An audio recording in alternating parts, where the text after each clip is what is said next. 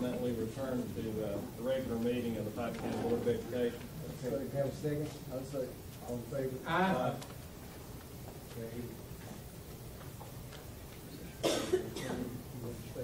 Yes, pursuant to KRS 61.10, the Board of Education was in executive session. No action was taken. And we're now in regular session to discuss property acquisition.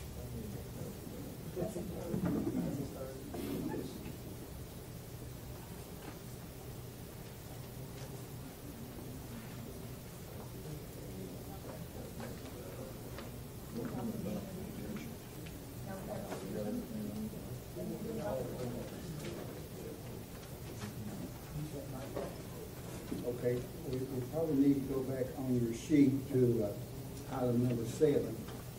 We have I would approve the agenda first as adopted. And I just placed on the agenda. So, well, this item, we need to take this item to Discuss today. Give you approval. oh, I thought you were already, oh, I got you. No, Okay. see we're changing. We need a motion to place on the agenda discussion with action. Want me to read it, Mr. Matt? Yes, please. It's to approve authorizing Attorney Neil Smith to pursue acquisition of additional property for construction of new Phelps athletic facilities. Okay. I'll make the motion. Okay, second? Second. All in favor? Okay, motion carried. And then I guess that's completed the agenda. Okay, we're ready to move on to communication. Chairman, I make a motion we adopt the agenda as amended. I'll second that motion. Okay, all in favor? Aye. Anyone opposed? Motion carried. Communication with board members, Mr. Bill. Well, I'd like to welcome everybody here tonight, and I just want to say a couple words about Mr. Wagner. I think he's been in service for us in the county for around 43 years, and I've worked with him quite a bit through the 80s in some transportation situations that got a little scary a time or two, but we worked them out. And you know, regardless, I know this is his last regular board meeting, business meeting, but I've known him for 30 years, and you know, there's a lot of things. Everybody can always say things that's bad about somebody or think they are or whatever, but there's also a lot of good to be said too. So let's everybody just congratulate him tonight as you get a chance to talk to him. That needs to be done, and then we'll move on from that. And I appreciate the things and the efforts he's made in different areas in District 5, and he has. And as a matter of fact, we're going to have a new facility to open up on the 5th of August. So want you guys to come, and hopefully we're working on an open house for the afternoon of Friday tonight. And we'd like for everybody to come that afternoon at 1 o'clock. And if things get worked out the way we hope it will, so, and I want him to be there also. And Mr. Wagner, thank you. Okay, Mr. Mayor? I'd first like to thank everybody for coming out tonight, and I hope you're enjoying your summer. It ends all too quickly. Now, I'd just like to take a moment to congratulate Mr. Wagner on a successful 43 years in education. You know, it takes a special person to be a public servant for 43 years. And I know we've disagreed at times on a couple of different things. That does not change my respect that I have for you as a public servant and educator. I remember when you were at Jones Creek, when I was there, I had the opportunity to be a student under Mr. Wagner when he was principal at Jones Creek. And I used to go in quite often and chat with him on a regular basis. Not because I was an unruly student, I mind you, because I understand why you're laughing. That's not it. But I just enjoyed the conversations that we had together. And it meant something to me that I was able to do that with the principal. Not many kids get a chance to build that type of relationship, and I had one there. So, Mr. Wagner, just congratulations. It's been a pleasure to know you as long as I have. And just congratulations again on everything. Okay, Mr. Alton? Mr. Wagner, I didn't know Mr. Wagner till I came on as a board member, really. I met him one night at, somebody was trying to sell us something like that Coscott pyramid scheme. That's the first time I ever met him, and his brother Rudy had to introduce him to me because he said, "You better speak to Virgil," said he's running for board member. And so that's the first time I met Mr. Wagner. But my 7 years with him, he's here a little longer than I was. I've been here on finishing my 7th year. And I've found him to be an honest man, one that's true to his word, or at least he has been to me, and that's all I can speak for.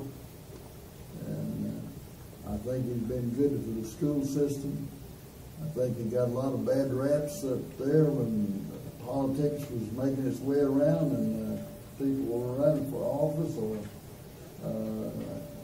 had other agendas to work for, which we all do from time to time. I'm not saying he's perfect and he didn't make any mistakes, but I'm saying this is a pretty big job, and I think that from my viewpoint, I think he's handled it very well from the standpoint, and I think when you hear some of the numbers tonight, some of the results, you might think so too. And I'd like to recognize a couple of my friends in the audience. Joe Taylor.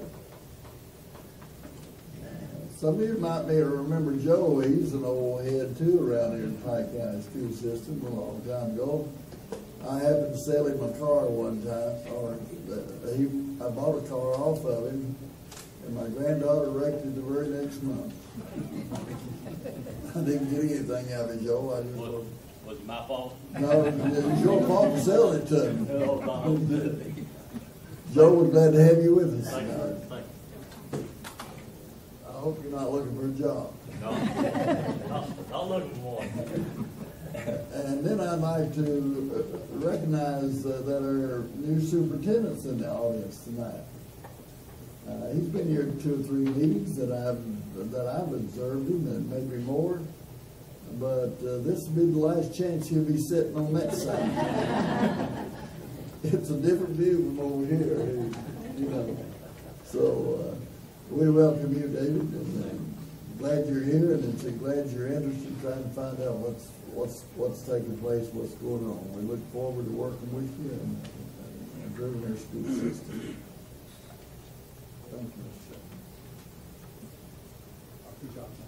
You know, it's hard to believe that in 4 weeks we're going to be starting school again. You know, It seems like yesterday we were talking about graduations, and it's hard to believe that kids, they're really excited about getting out of school, but believe me, they're just excited about starting. And this is going to be a really special year for those kids over at Phelps and Valley. I can't imagine how excited they're going to be moving into a new school, and both those communities certainly deserve it. And it's going to be a big day when those schools do open.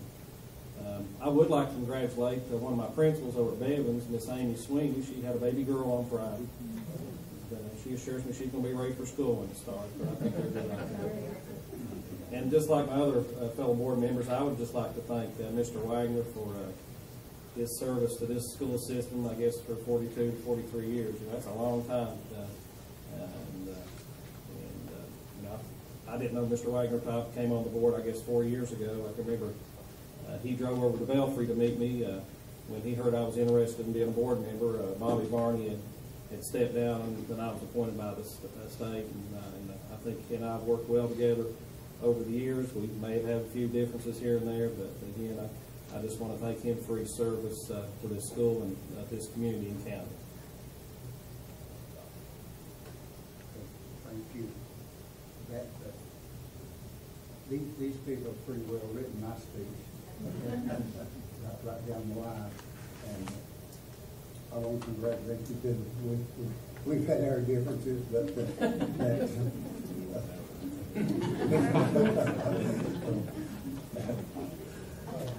we've been throwing two words around here lately. Those two words are culture and focus. Both of these are good words, and we all know what they mean. And as educational leaders, we should follow their meanings. But there's another word that I think we should be very conscious of, and that word is respect. And I think it's been showed here tonight that we do have some respect. We'll have our differences during these board meetings. That's all right too. But we should do it with respect.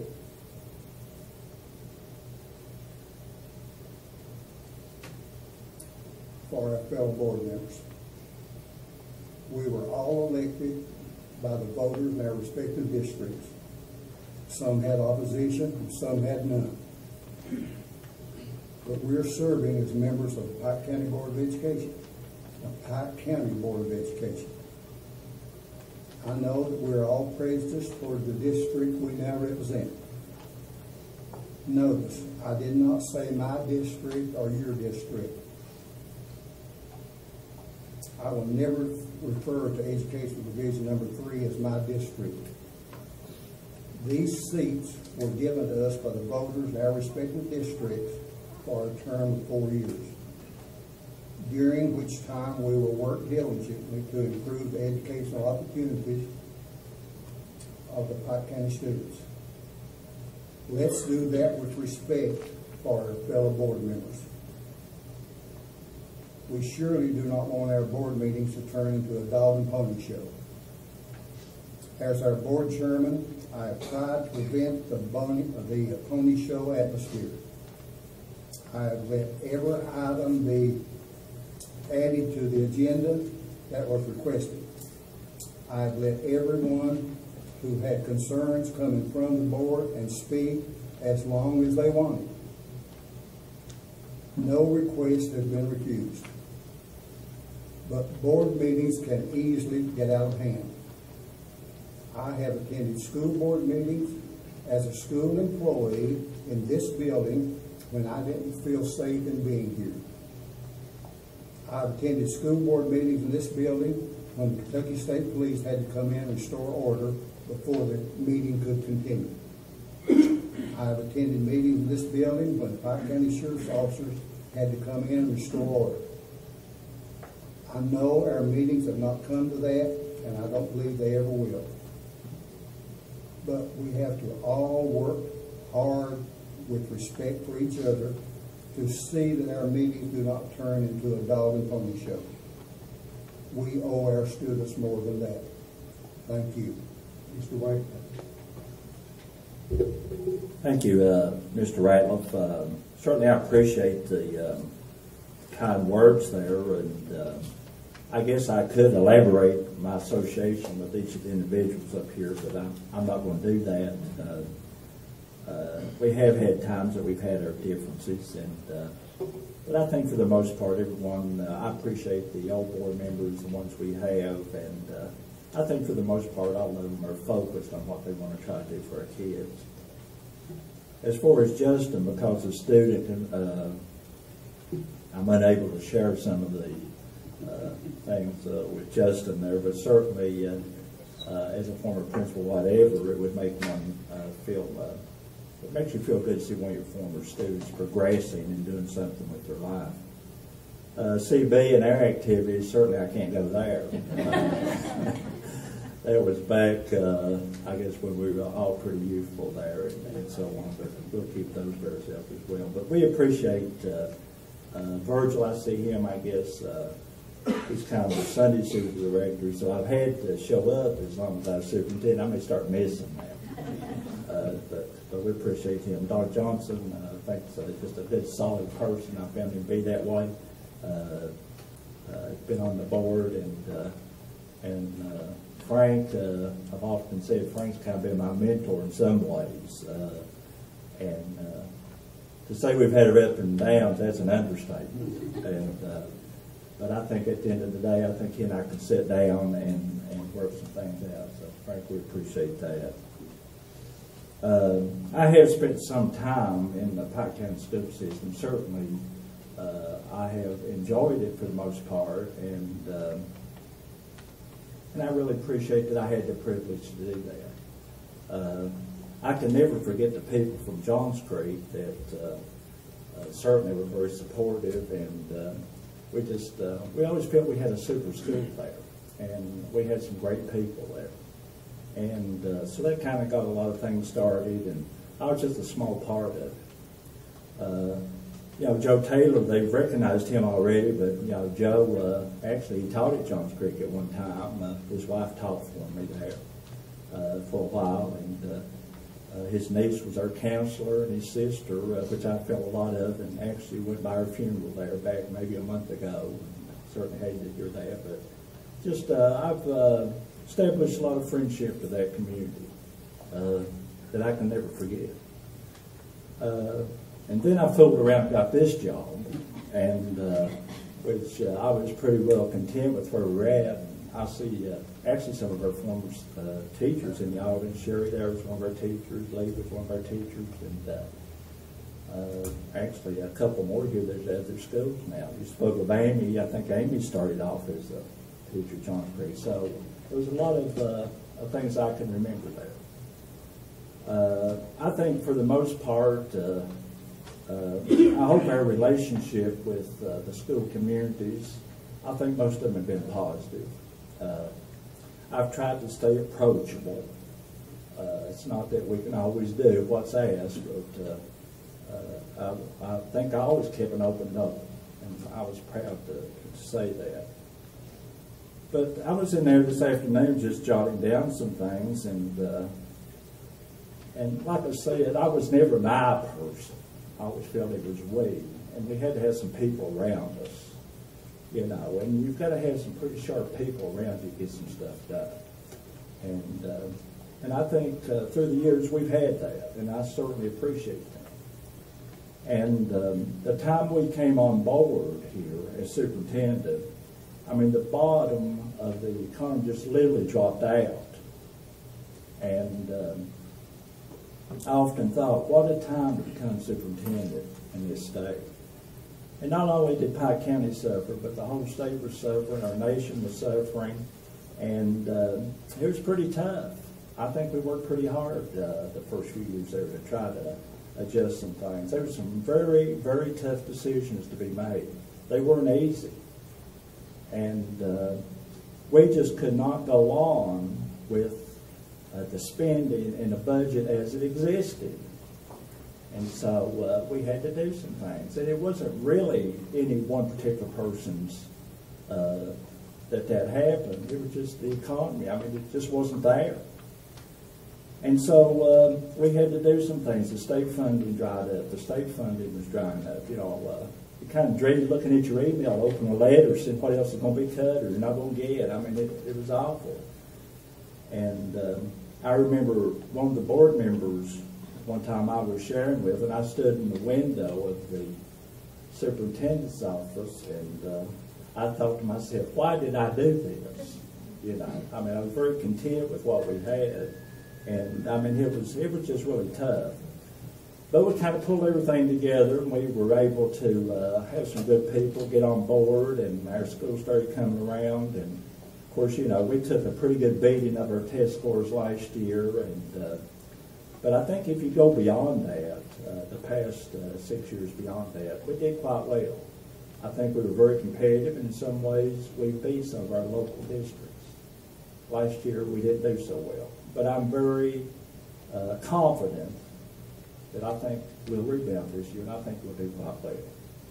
And so we'll kind of wait and see how that pans out, but I just kind of went through some things. I know when we had to reduce staff, and it just really bothered me being a former principal and being out at the school. And I know what effects it has on the school to cut your staff. And so what we tried to do is we tried to absorb a lot of that over here in the central office. And I think your numbers, if Nancy will make sure those are whatever, it will indicate how we've reduced staff over here. And I think those that have been around a while can understand that. And so what we tried to do is just try to change the way we were doing things. We had to do more with a whole lot less. And so it's a big challenge. It's a big challenge for everybody. But in saying that, we were still, I think, in a lot of ways able to staff our schools to adequately educate our kids. We had counseling in every school. We had counseling in every school. We had a nurse placed in every school. And, you know, I realized, you know, early that we have a lot of kids that have just a whole lot of different issues. You know, they've got a lot of problems. We had to get them to school. We had to feed them. We had to take care of them in a lot of ways. And so we've tried to do that. And, well, so entered, we have drug problem, you know, we have it in Pike County as well as they do in other areas. We tried to emphasize drug education. You know, we partnered with Unite there to form the AmeriCorps program, and that helped in a lot of ways. It put an instructor in each school dealing with drug education and some different things there. We hope that that helped with that. We also had, and were able to, we recognize, and like I said, again, I reflect on how do I feel out there as a principal? What do I need? And we felt that our administrators need more help, and I think if we look, we have more administrative help in our schools today than we had. And we're able to do this under very restricted funding.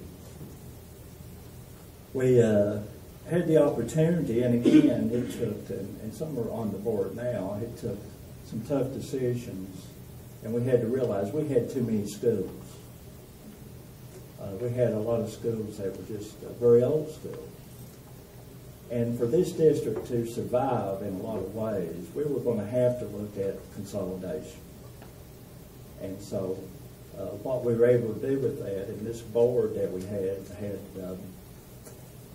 the courage to take advantage of what the state had passed with the tax funding to allow us to start a very aggressive building program. And I think as I go down and I look back, I guess that's the thing, you know, that I probably remember more than anything is what we built. But they needed that. And the new schools have been mentioned that we've had. You know, we've got Belfry Elementary well on the way. We met this afternoon. We got Miller, Frank. We got that is moving along, ready to finish that one.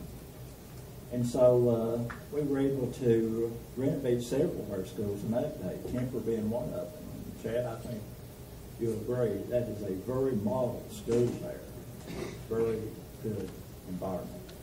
We also were able to help Dorton up there, Virgil, in the way of renovation and updating the Dorton Elementary as we had it there. We put a softball field up there, soccer field at Sugar Valley.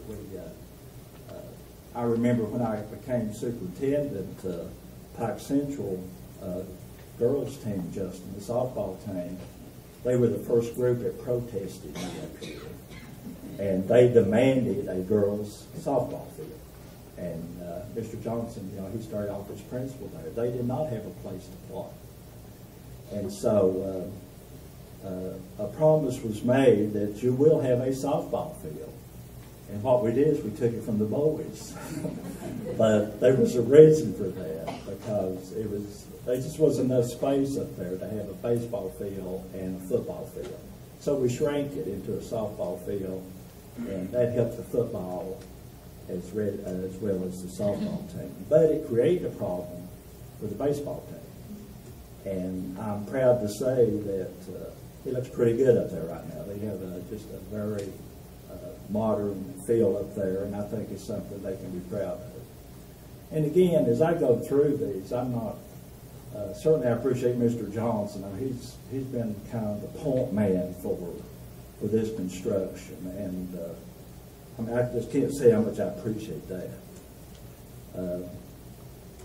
We also, have looked at, I think it was mentioned that I didn't know anything about transportation. Well, I do know a little bit about transportation. I think I drove a school bus there for a few years, back when I was pretty desperate for money, newlywed and a family, and I think David Lishman and I talked today about that. You just picked up money where you could get it. I mean, I even tried my hand at coaching football. And, but I mean, that's just the way it was. We did a lot of different things. But we also helped transportation. And through all this time, I think we had a total of about 74 new school buses. And I don't think there is another district in the state that really has a modern transportation as we have. And we also recognized, and I think one thing, and I think the people from Johns Creek that know me, our special needs kids are special. And what we had there is we had some kids with handicaps that were staying on the bus for over 2 hours. They'd go from Johns Creek to Mullins and everywhere else. And, we recognize, hey, these kids deserve to get to school in the same length of time as your normal kids. And so we purchased extra handicap buses, and I think that took care of that. To say, and something I was always proud of is,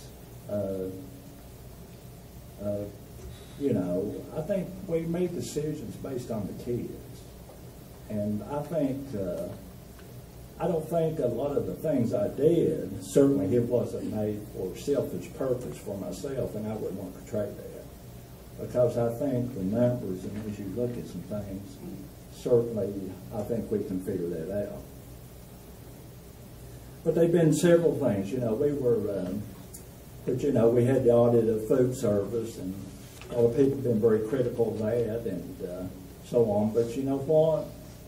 The cooks and so on in this county, and I know, I've been there, there's no harder workers in the system than what we have, particularly in a big school. It's very difficult. We're able to feed them twice a day, free lunch for everybody. Yeah, it creates some problems, very difficult to monitor and take care of, but we've done that. I saw firsthand of kids coming in on Monday morning starved to death. And that needs to be corrected, and I think we've done that. I remember one time, which I'm not going to bore you with all these stories, but I'm just kind of vetting all this out. But we had a kid, and it wasn't Justin, but we had a kid that on Friday afternoon, he did something. He's one of these hind-end buses. And so he had to get on the bus, and I told him, I said, now Monday morning I'm going to have to probably whip you. And so Monday morning come, and I said, get to my office, the first thing Monday morning. Well, he did, but he said, I know you're going to spank me, but let me eat breakfast first. And so, you know, so we have a lot of kids like this. And I think you've got to have somebody in their corner to help out with this stuff. And I think we tried to do that. Didn't spank you. Yeah, I spanked him. He did spank him. Might have spanked Justin. I don't know. But we, you know, we started in North Point, and you know, I think that has affected our graduation rate. I think we're somewhere. Sherry might know a different number. I think it's like 12 points above the state average, and that's not the only reason, but that's part of the reason. And Doc Johnson is discussing the age of 18 as dropout. That's the right thing to do, I think, but it comes with expenses. You're going to have expenses with that. But I think we're already set up possibly to handle that or take the burden of the finances away. We had the Head Start program when I come here was actually an independent agency, or it seemed to me that way. If I'm not mistaken, I think maybe they had their own separate bank account. They had their own separate bank account. There was a separate bank account, and you know, there just wasn't any monitoring in place. And again, I'm not pointing fingers or anything like this, but you know, we just kind of felt, hey, that needs to come in here for us to run through. And I know Nancy, of course, she dreaded the added trying to get everybody together and everything like that, but I do appreciate her as well. But we did that, and I think it works pretty good now. Yes, and at that time, Head Start employees were not getting the same benefits as their other employees were getting as far as sick days, raises, and those type of things. They were really just like a stepchild. So I think it's much more fair. So we were able to you know, do a lot of things, and I'm not going to bore you with all the things, but we have tried to make a difference, and in a non-selfish way. And maybe you don't see it that way, so maybe whatever, but certainly we made an effort to do that. We also had to be very conscious of our spending, and I think Nancy may have a final report here tonight, but you're going to see that we come from like $2 million up to $8 or $9 million we have now to start this year. I think that's something, and I'd like to just go on record that we're leaving it better than I found it, okay? And for you to do a lot of things, CB, you got to have money, and certainly we're proud of that. You know, we discussed the audit, and CB is wanting this audit, and I think Nancy's going to tell you our conversation with the auditor when he come here. I think he made the comment that he hadn't been any more welcome into the district or openness than what we had shared. And that's just the way I feel about it. Have we messed up on occasions? Well, we probably have, you know. But I can tell you one thing, it wasn't intentional or deliberately going out here to try to do something. I can promise you that. So I'm pretty open about that. That doesn't really bother me. But I do appreciate, again, let me say, I appreciate the people that have supported and helped me through the years. I appreciate the opportunity of being able to work for 43 years. I've never had a morning I dreaded going to work. I mean, I just got up and go. So it's going to be a little different for me. And so now everybody says to you, okay, what are you going to do? Well, maybe I'll do nothing, you know. And so we may try that for a while. But we have, I think I have a very good family, so I can be part of that. And again, let me say, I appreciate all of you. And I kind of go back to, which I like Jason all day in the country. I like country music. And he has a song that says, I'll see you when I see you. I'll see you when I see you. Thank you.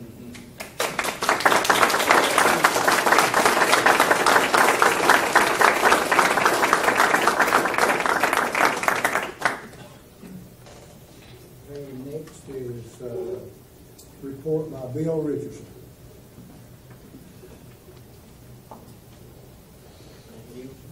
We'd like to show some slides. We'd like to get the lights out, please. I think think you'll have some good news about our prospects for getting the school open on time. And I'm going to let John and talk more about that, and Jim, who are here tonight. But this is a quick run through of the spaces and preparation we've gotten finished. Here's the front entrance way, and you can see that the gravel is now in place. It's a DGA hard gravel. This is a structural bed for all your asphalt. It's in, the curbs are all in, the islands are in, the parking spaces. So that's progress right there, ready to be paved later on this week or soon. Here's curbs, islands, light posts, and you can see the bus turnaround area there and bus loading area. Here's a worker compacting with a heavy roller, vibrating heavy roller, which compacts the gravel, which is your base for the asphalt. You can see the front door here with and the front entrance. Here's a canopy and a flagpole and nice assemblage of canopies there. Here's our new secure front entrance, where it's as secure as we can make glass, and so all of it's in place. The gym is now just being final sanding is completed, looks like, and they're ready for cleanup and surfacing. Here's our corridors, which look nice now, and they haven't even had the floors waxed yet. That's just the original rough floors, just swept, but they will get 2 coats of wax. Classrooms are ready. Here's the cafeteria. That's the windows in the outdoor eating area in the far distance, and then to the right is a glass enclosed food court idea of food service for the cafeteria. Here's the cafeteria. All those are the food service, which has a really beautiful blue bases and all the line for the lines and student lines and service lines. And this is the front office, and you can see the sort of the continuity of desks, stand-up areas to put your stuff here that were on the faculty sort of side of the room, and that's the front entrance for students and parents. And there's our secure glass wall there that can see out and can buzz people in. Here's the library with the new carpeting down, very high quality carpeting. It's really nice and deep blue to sort of match up with the headlines. The lighting and the exposed structure, the outdoor eating area is the paving is going down outside there. Here's a typical classroom. We've had our staff, 3 of us have inspected every classroom. And just a few that were lacking anything of all the classrooms. And this is ready for the teachers to come in here. This is actually a computer lab. The teachers are now loading, started Monday on time with Freddie at the leadership and his vice president, assistant principals. Here's a typical sort of no-nonsense toilet room. Here's the open atrium and cupola. We have our planetarium installed above, and it lights, and it actually does a lot of nice things. We think the kids will be excited about that. Here's a home ec room.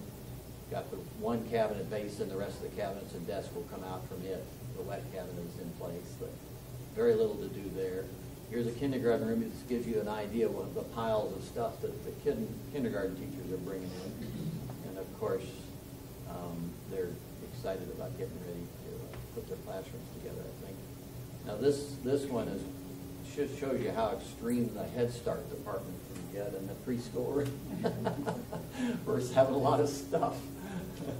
And this is, I doubt that's all this one teacher, is it? Or what, Freddie, what do you say? But there's a lot of stuff ready to go in these rooms. Furniture's not in the room yet. Yeah, the furniture can have a place to go. This is a really nice corner classroom for one of the kindergarten classrooms. That is a real special one with views south and west. Here's a typical science room finished up. We've done all of our final punch lists, and they're basically the same items that we found in one classroom. We find another. It's very small, touch-up items. Back up 1 minute. Thanks. We've been talking about our mechanical platform. I know this has been done before. I don't think we've done it before in this system, or maybe a few in East Kentucky, but that whole large area under the trusses has now become a 10-foot wide, right over the quarters, a concrete deck for all of our HVAC equipment. Every classroom has its own heat pump and its own controls. So you can see this is just one set of about 10 classrooms, and everyone has a heat pump. But look how easy it is to get to them, to be able to change filters and service them, to read the gauges and make sure everything's working properly. Elliott has done a masterful job of keeping pace with their schedule and doing good work under the banner and leadership of Codell. And I really appreciate the work they've provided to us, because they have so much experience at this sort of stuff, especially, saying what they're going to do and then doing what they say and then making a deadline. Here's our canopy. This is Star looking down. That's the front entrance down there. In the main quarter, the gym to the left and the elevator to the right are all the classroom pods. And that's it. So I know that Jim and did you want to say something? No? Just got to keep working. Got to We'll keep have it working. ready. Yeah. I Or told John? her we'd have it ready for kids on the 1st of August, and we will. Yeah. John? We'll still be working a little bit, but that's 4 weeks left we need every day. Yeah. Sorry, I couldn't hear you. The 4 weeks left, and we'll utilize every day. Okay. Make sure we do it. All right, do you have any questions or concerns? Virgil? What's the schedule for Blacktop?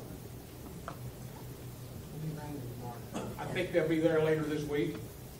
It's not raining. Well, we hope it's not. But we're getting very close. They'll be ready in the next day or two for the actual spring basketball game.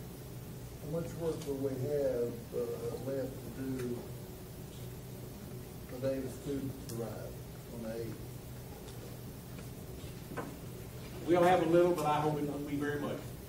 And we won't interfere. We won't interfere with school starting. And if there is work to do that interferes, it'll be done after classes or at night or sometime other than your regular class schedule. But I think it'll be minor. It'll be adjusting. I mean, there's going to be a lot of adjustments. All of the lights are controlled by computers. You walk in a room, the light comes on, you walk out, it goes out. Sometimes it doesn't work right. We've got to make sure it works right. It won't, I promise you, it will not work right for a long time. I'm just telling you, it's going to have to be adjusted. But they're working pretty good right now. Don't we have a manual switch? No, not many. Well, that's a great idea when you go in, it turns on, when you go out, it kind of turns Yeah, but on. then- That ought to save us a lot of. What happens sometimes though, when you get in there and the class is going on, and nobody's moving around, then it goes off. Somebody has to stand up and do a cheer to get it to come back on.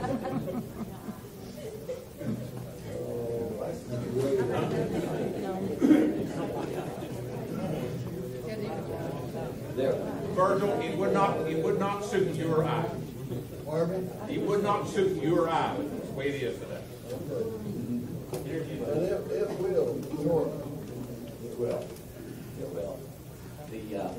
There are some bunch of inspections we have to go through and get, completed and paperwork completed. Make sure that we're laying a lot of groundwork already with the code inspector, the building inspectors. We've got to make sure that we're not thrown off by a snafu. The elevator is working. We can't use it because the inspector hasn't inspected it. He's supposed to be here, Thursday or Friday? Later this week. Later this week, and then they can occupy the second floor because they can carry all hundreds of pounds of stuff. You saw that. Those piles of books and boxes. We could use the elevator for all that loading. In fact, it goes to the third floor too. It goes to mezzanine too. So we can actually use it to carry stuff. We can actually get a lift in that elevator to go up to get high stuff, like in the entry. So, You talked about the computer on working the lights on and off. Do we know know what's causing it, or Do we know what? do we know what's causing the computer not? Well, it's a matter of adjustment and programming, and that's being done now. But my suggestion is, and from experience, is that when you get the place occupied and you start using it, there'll be fine tuning and tweaking on those things. It'll eventually get to where you want it, but it just takes a little time to make it, get it adjusted. Well, will we have somebody there to work? We will be there when you get going and have somebody there. They won't be there 24 hours a day, but they'll be there. Okay. I tell you, looking at those pictures today and looking at them last month, the world was different.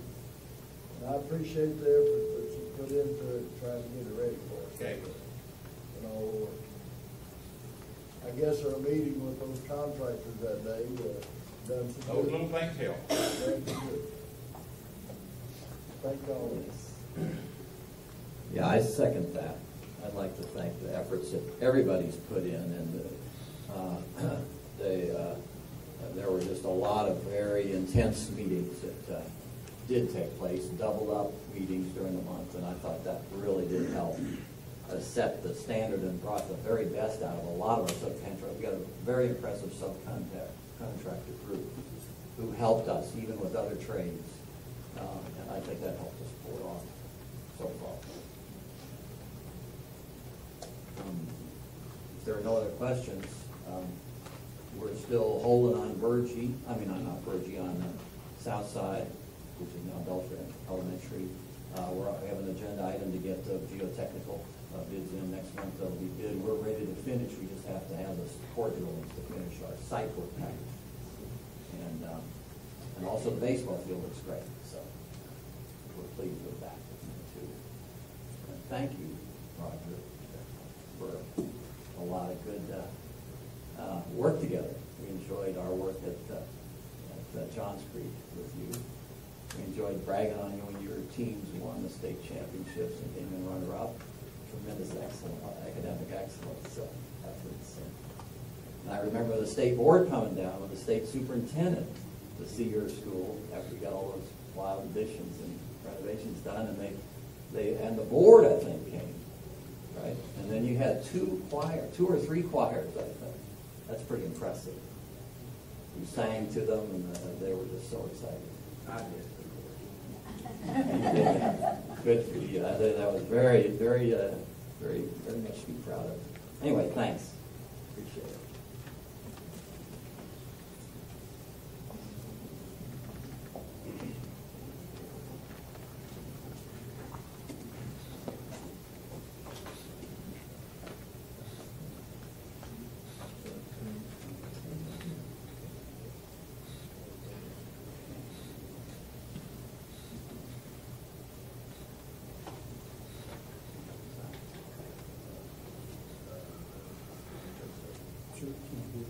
Chuck Trimble is going to be able to be here. He called me about 1 o'clock and said he had a personal family thing that he had to take care of today, and he was sorry he wouldn't be able to attend, but he sent me an email, and I gave you that attachment about the updates that he was going to talk about. So that's on the table in front of me. Okay. Jack Wallace.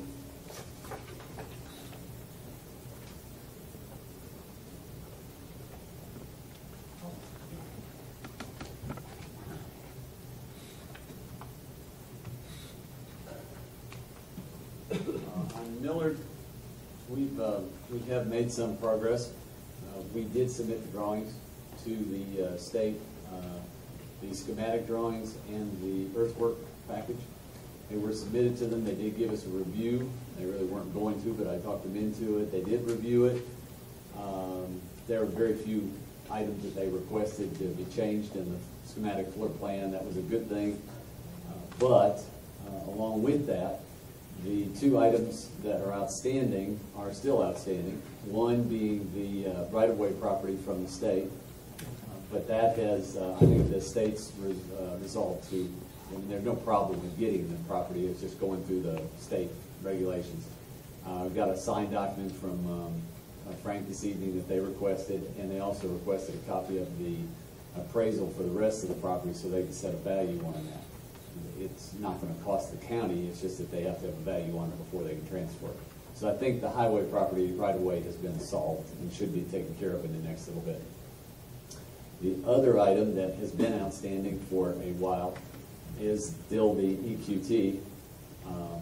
And that I have a monthly phone call to Neil asking Neil what the latest status of it every month before I go to the board meeting so that I can find out. And Neil has been in conversation with EQT again. Right. Yeah, I spoke today with George Heflin in Pittsburgh. He requested a plat showing where our school is going to be located, where the athletic fields would be, because he advised me today that the EQT has now decided to increase their production in Eastern Kentucky. They plan to drill 60 to 70 wells this year. Eastern Kentucky, 120 next year, and they don't know if those plans include additional drilling on these Johnson and Brown properties. But I assured him that if they do, there's plenty of property up there that the drill wells a sufficient distance from the school infrastructure, so as not to interfere with their use of the property and probably to enable them to get the necessary permits from the Kentucky Department of Mines and Metals. Division of Oil and Gas. At the end of the conversation, he told me he didn't think we'd have a problem, so I think we're closer to working it out than we have been thus far. And I'll send him, Jack, that plat you sent me showing the location of various improvements we plan to put on the property. They just wanted to know what we were planning for the valley and if we were going to encroach on where they are, if we're not. Yeah, we're clearly not going to interfere with their existing producing wells, the two wells that are already there. I don't think we would interfere in any way with, actually, that's our property, and we have a right to build what we want on there as far as Equitable is concerned. I mean, we can build a house up there. But once we build, it's up to the Department of Mines and Minerals to determine where they can and cannot drill. That's why I don't quite understand why KDE makes these. Well, we have never had to actually do this before, No, we have concerning not. gas. And quite honestly, it doesn't make a lot of sense to me. I hate to say that about KDE, but somebody called it tell us that. But, the gas underneath that property is never going to interfere with their use of that property for educational purposes. It's just not going to happen. And it never has happened, and it's not going to happen. And they're so far away, there's nowhere even near where we intended on having it. That's right. No far near, how far up that distance? It's like over 1,000 feet. That's what we're not. Yeah, one of us is 1,000 foot, the other is about 1,400 feet. Yeah, if you're 1,000, then you're good. Oh, Oh, I think KDE only asked for like 150. Yeah, I know. It's 150-foot south, so. But hopefully Equitable will understand that when they see the plat, and I explained that to Mr. Heflin today. And I really do believe that at least we're talking to the right guy now, and I think he's going to be cooperative and we'll be able to get this done. KDE is asking for us to solve this issue, and that will determine that, we know we bought the property, but in KDE's mind, their view is we don't own the property. So until we own the property, they can't give us approval for the schematic design. Even though they did give us a review and we know what they were looking for, they can't give us an approval on that or the earthwork package because technically we don't own the property and we can't spend money on the property, even though we already have spent money on that property.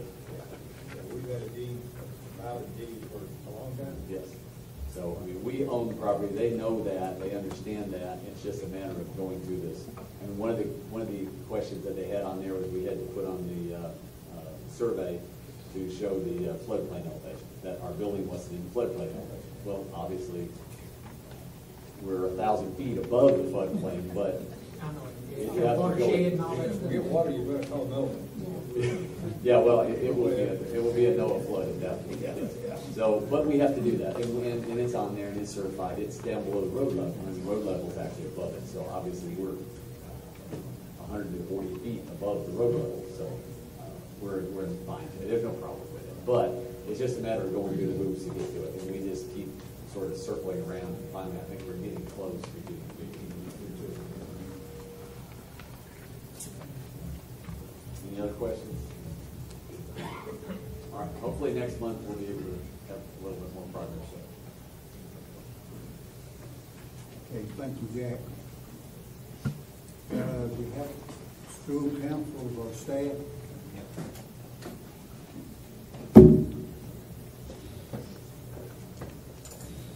Students. I have something to say there, Chairman. Okay, go ahead.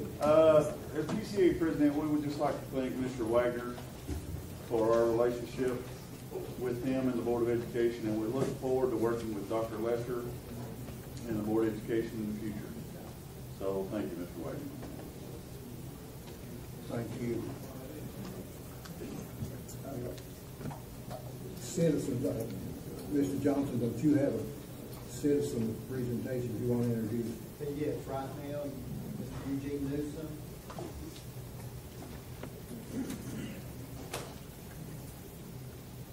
Thank you very much. Very much a pleasure to be here tonight and to represent the office of Congressman Hal Rogers. Several years ago, Operation Unite became a very big part of Eastern Kentucky, and the AmeriCorps program started 5 years ago. And since retiring as a teacher from Pike County Schools, I've had the pleasure of working in the 5th Congressional District with the AmeriCorps program. And you were talking about some stats earlier. AmeriCorps has been with Pike County Schools since it started. And the at-risk students who have been tutored in math have shown over a 30% increase in their test scores.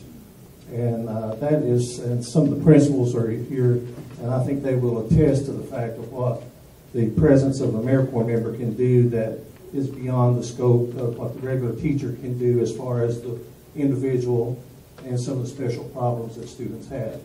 The AmeriCorps member does not replace a teacher or teacher's aide, but they are able to do things in a manner that gets confidence built in the students. And it has actually, we have success story after success story that we can provide for you. But you know, Mr. Wagner with Gary Perkins came on board early with that, and very much appreciate the Pike County school system.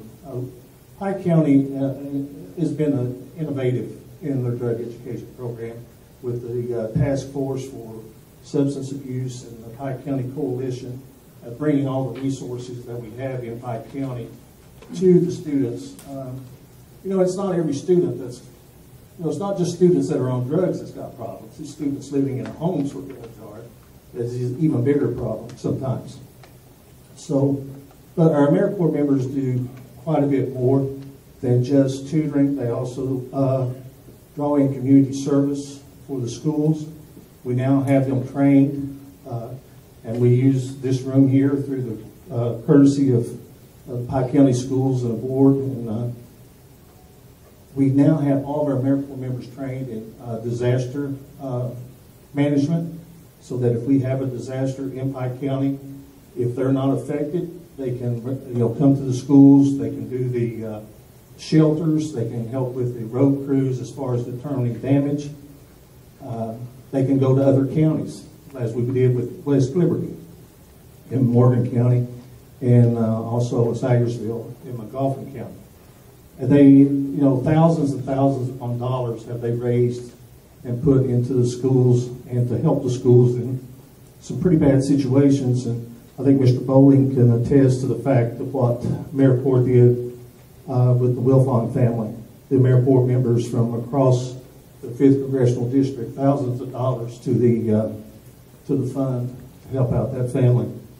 So we have a lot of things that we do with Unite, and we're bringing in Remix next year for all the schools as motivation for the students. If you've seen Remix, you'll know what I'm talking about there. So I could go on and on and on about what Pike County Schools, Mr. Wagner, and all the principals, staff, board members, you know, proving that these things be done.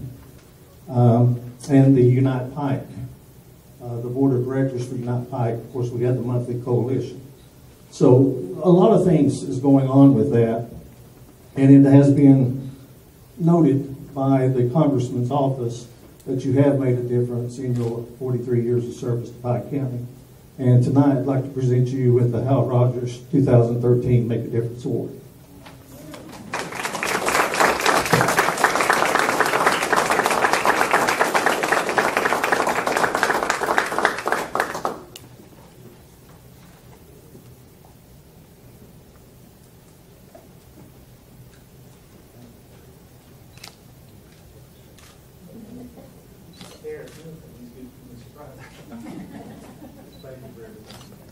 And we do look forward to continuing our relationship with Unite and the 5th Congressional District and the drug education that is provided by the AmeriCorps members.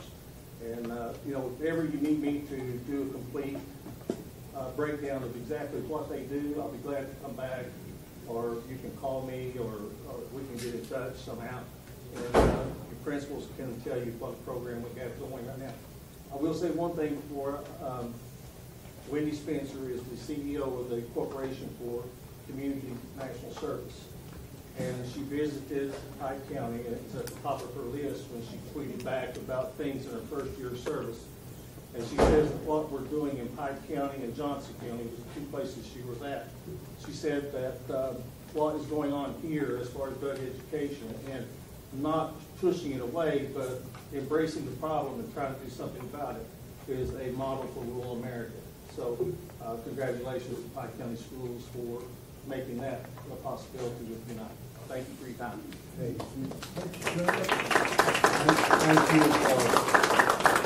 thank you for Unite, and thank you for coming. Appreciate it. Chairman, are we supposed to do something for this agreement tonight? What? It's on the consent. All right, I want to make sure we get it. Absolutely. Okay, next is instructional dialogue. Mrs. Hicey, are you taking care of that? Yes, I'm taking care of that, Mr. Okay. Butler. You ready? We're ready. All right. Waiting for you. Wait. Can we go ahead and cue the PowerPoint then? Yes, I hope we can see.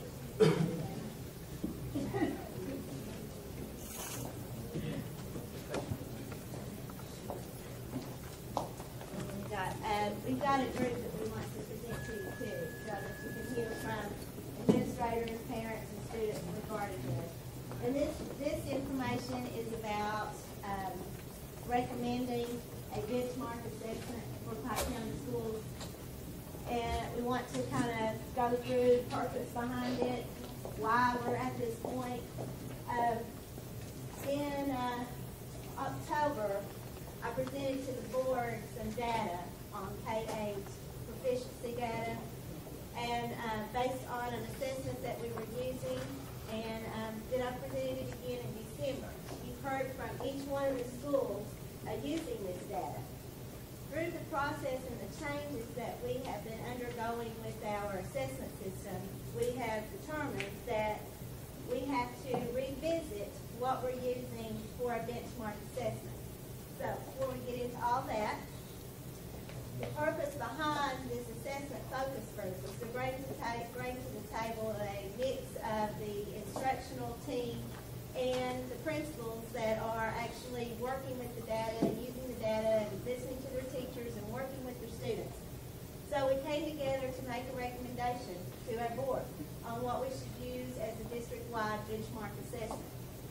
We also want to identify a timeline. We can't identify that timeline until we identify what the benchmark assessment is going to be, because it will all be dependent upon that. Then we also want to set some goals. We don't want to do this and say this is what we want to use this year. We want to set forth some specific goals that should be achievable for us this year in using this assessment tool, and also to bring this group together as a representation of their levels, of their peers, in order to collaborate on what our next steps need to be in moving forward. So it's much more than just saying we're going to have an assessment, a new assessment. And once again, why now? And I kind of led into that at the beginning. This tool that we brought here to the district about 10 years ago. And the purpose behind that tool was to be used as progress monitoring for intervention, for formative assessment, for credit recovery. And when the decision was made to use that tool this past year, it was based upon around using it for response to intervention, which needs a progress monitoring tool. So since it had been performing in that capacity all these years, it just seemed natural to be able to use that. Well, now that we have learned more about what we need out of a benchmark assessment over this year, and we've gone through October, and we've gone through the December winter testing, we realize that the tool that we have in place right now as a universal screener or a benchmark assessment is not delivering on what we need. And these are some of the things that it's not telling. And you have to look at the purpose behind an assessment in order to use it in that way. And what we need is not what this assessment in particular will give us. So we have to go back to the table and we have to figure out what is it that we need, and we have to do some research. So that's why now.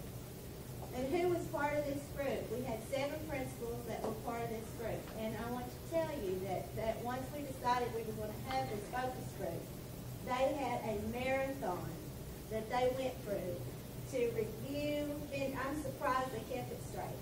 But it was a marathon, and this was the most accommodating group of people that I've had to work with in my 19 years because they were there. They came. And they didn't hesitate. I'll be there. Just tell me when, I'll be there, because this is important. And well, of course, we had our district staff representative of all of our areas that this would impact in making this decision. So we had all the right people at the table to make this decision. I think that's important for you to know. And also, they went back to their colleagues, and there was constant conversation throughout this whole process with their peers and their colleagues. Diltner? Because this is such an important issue to us, we wanted everyone to understand, and we wanted to make the decision based on a lot of feedback information and take some time in the process. So we began on May 29th and with our first meeting, and we finished on June 21st. During that time, we had 5 face-to-face meetings with different vendors and 2 webinars. During these meetings, our whole purpose and focus was to identify the criteria for quality assessments, and we wanted to compare these and do an analysis of them. We discussed the advantages and the disadvantages of each, and we sat down and we talked to our peers, we talked with each other, and we determined the needs of our district. And at this time, Chad's going to explain to you what we discovered. This was a very important task, and as you look at the needs that our group sat down and discussed that day, one thing became abundantly clear in the room, and it was a question that most people had asked and had been asking all year. And I recall myself asking Ms. Heisey this very early in our school year, is that, we don't want to repeat the 18th percentile performance again. That's something that we are, feel pressure. We want to make sure that we're doing the right thing. And, the question kept coming up, well, how does our Learning Links data relate to performance on K-Prep? Okay, you can give off any type of assessment, but if it's not valid with what our real assessment is, then it's of no importance to us, really. So as we looked at the different needs, we obviously know that our K-Prep assessments are very rigorous, that they're very difficult, and we just weren't finding that with our Learning Links. So we all knew that we needed a change, and so we sat down and talked about a lot of different things. We wanted something that would project performance levels, that would give us a lot of data that was very clear and gave us individual data on where our students are performing at specific times. And we didn't feel that we had those things. And also, if you look at Senate Bill 1, it does require in Senate Bill 1 that we have a universal screener. So it's something that we have to do. At this time, I'll turn it back over to Ms. Hyson, and she'll continue our presentation. Thank you. I've got some handouts that I wanted to show you too. Thank you. Kind of goes with Mr. Mercer. Matthew Mercer was going to be here with us. He's been here with us on but we wanted to explain to you what MAP is, because that is part of our recommendation. Because like Mr. Thompson said and Ms. Hilton said, that this is not something that we've entered into lightly. This has not been a conversation that just happened. And it is important that to understand that what we're looking at is something that's very comprehensive and time-tested. And what is MAP? MAP stands for Measure of Academic Progress. And what we're looking at is something that we really ideally wanted something K through 12. This does have an impact on our high schools, and Mr. Napier will speak to that in a moment. But there is an impact on using this MAP tool assessment for our students K through 8. The data is very much individualized. It's an adaptive test, and by that it means when the student sits down to take that test and they say, if you've got a 5th grade student that's taking the test and they perform, when they finish their test, they're performing at the 7th or 8th grade level. When they sit down again to take that test in the winter to see if they're making any progress, it starts at the 8th grade level of where they ended. Our previous assessment was not able to do that, and many of the other assessments we looked at were not able to do that. But it not only does that, it not only individualizes it, it also takes it to the point of degree of error. With that, it means that you can look at the item analysis on this, and you can say, this child missed this question because missed this question because of this, but they were that close to being right. So it makes a difference in misconceptions. It helps for the teacher to identify misconceptions and where they are lacking in their skills. So you can truly analyze the impact of your instruction using this tool. It is computerized. It is adaptive, like I said. I think the item's internet difficulty means that it's designed for students who miss questions. Because the questions they miss, this is 30-some years of research behind this product. The questions they miss tells the teacher the level of misunderstanding that they have. We keep asking, what can we do? What do we need to know in being able to move our students? We need to know why they misunderstand. It goes beyond what they misunderstand or what they don't understand. We have to understand why. And when you look at this, you can start to see, well, when you look at the results, and there are a lot of reports, but when you look at the reports, it tells you where they are. Do they understand, for example, how to count to 100? Yes. Do they understand how to count between 100 and 1,000? No. Then you start looking at the questions they miss. Is it automaticity? What is it that is the problem? So you can really drill it down. So that is something that this allows us to make those kind of determinations. Also, it does project performance levels. And I think the summary of growth is not a handout, it's actually part of the slide. The administrative perspective, that's kind of what I'm doing now, replacing Mr. Mercer. But one of the things that he brought up in the conversations with us, in his knowledge of this, because Belford Middle School was the only school in Pike County that used MAP up to this past year. And his perspective on it was that it made a difference to his teachers. It made a difference in the way they analyzed the student work, the student growth. It made a difference in how they were able to change their instruction. And he said that, and the big thing was they felt it was very rigorous. So that is one of the things that he wanted to share with you tonight. And then we also have the parent's perspective, even though it's one of our principals, but as a parent of a student that went to Belford Middle, Ms. Dillon can share with you her insights. I looked at MAP not only through an administrative review, but through an educator review, because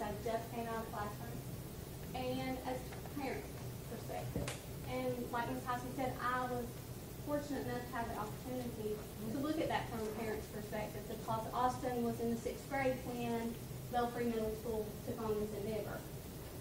As a parent's perspective, it gives you a new sense of an understanding of an assessment. He came home and he was excited about an assessment that I'd never seen, I hadn't seen this. I was like, what are you taking? He said, Mom, I took the MAC test. And he was excited about the test because it challenged him. He had never encountered a test before that really challenged him. And it challenged him. He said, Mom, I was reading excerpts from Shakespeare. So that was exciting to him. Another key thing that I found as a parent is you get a report that gives you a RIT score. And it has a website that you can go on to. And it gives you activities, and it lets you know exactly things to target to do to move them forward. Well, with a child that is on a higher level, it's difficult to move. And we all know that we're going to be accountable as educators for those high kids, just like we are our medium kids, to move and to do student growth. And if we don't address that, that's going to hurt us. So as a parent, I looked at his lowest RIT score, which we found was in math, and it gave me specifics onto what to target to work with him. And I found that was just a great tool to use for any parent. It didn't take an educator to do that. It was very simple. You went to the website, it gave you their RIT score and what they were missing. And I thought that was a key. And Mr. Mercer suggested that you hear from Austin, because the kids can tell you, so he'll tell you now his perspective. I remember when Mr. Mercer, last in the 6th grade year, called us all into the lunchroom to tell us about the test that we would take. He explained to us about how it was adaptive and how it would be difficult and challenging. And this made me begin to get excited about his test. When I began to take the test, I noticed that each question I answered correctly, the next question that followed was harder. Because of this will challenge all of your students, high level and low level. And it will make them try harder, because they know that the next question is harder than what it is. Because math, when you finish, it will give you your score. Well, go back to the adaptive, sorry. Math is not like learning links at all. Learning links, I've had the same reading test since I was in the 5th grade. The stories never change, the questions never change. This is not a challenge for me, and I think I can speak for all of my peers that it's not much of a challenge considering we've had this test since 5th grade. Math will challenge everybody, like Mom said. I have excerpts from Shakespeare, whereas other students may have varying marks depending on their level of comprehension. With math, you get immediate access to your scores when you finish. You know what score you get. With learning links, I never got to know what score I made, how I progressed. In math, for example, I began with an approximate score from, this was in 6th grade, so I don't have the exact numbers, but I had an approximate score in math of 223. At the end of the year, when I retook the test, I had an approximate score in math of 238. I became really excited about this because I knew I could wrong. Learning links, I never know if I've wrong about anything. I never know. I know my school knows if I've wrong, but I never know this, and that makes me become excited. Also, math is challenging. The difficulty level of math is a lot like the ACT, which I recently took in the fall. I took the ACT in the fall, and not the adaptivity part of it, but just the difficulty was very comparable to the ACT. And it's a learning links. On standardized tests, learning links is nothing like any test you will ever take. But math it's a challenging test for everybody, and I believe that it will be. And I thank you guys for allowing me.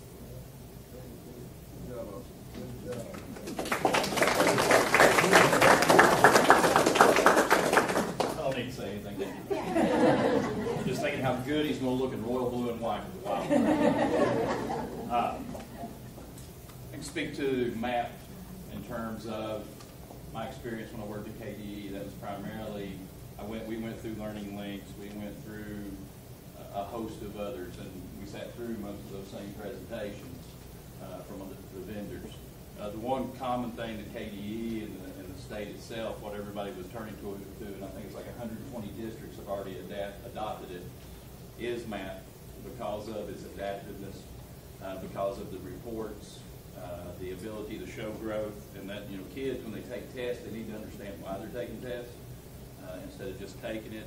It gives you a good idea of where they were and where you've moved them to. And with the new accountability system, growth been a component of that. I vote for it in terms of that. It's not something that is a high school assessment. It's not something we can use. It's still in its early stages. It's moved into middle school. We did use it when I was in Lawrence County. We used it in the 9th grade primarily to start with to determine reading levels and to identify kids for RTI. And it had a very strong correlation to what we were doing on PLAN and ACT.